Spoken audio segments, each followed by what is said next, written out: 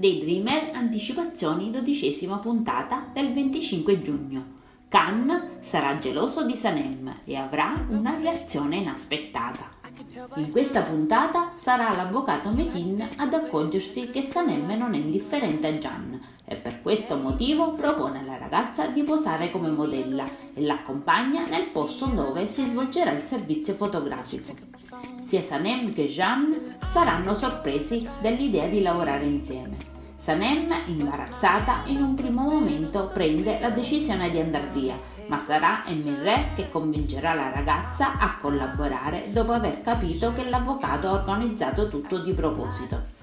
Jan e Sanem trascorreranno insieme la giornata e si recheranno in diverse location, ma sarà proprio in un peschereccio che Jan sfrutterà il momento per conoscere meglio la ragazza. Nel corso della serata sia Jan che Sanem parteciperanno alla festa organizzata dall'imprenditore francese titolare di un'azienda di cosmetici. In questo evento sarà annunciato quale agenzia si aggiudicherà il contratto per la campagna pubblicitaria. Khan si accorgerà che l'imprenditore francese si avvicinerà a Sanem e, colpito dal suo fascino, inizierà a corteggiare la ragazza. È proprio per questo atteggiamento che Jan si mostrerà geloso. Ma non tarda ad arrivare la reazione inaspettata di Jan. Jan si rende conto che Sanem non gli è per niente indifferente, tanto che farà una vera e propria scenata di gelosia.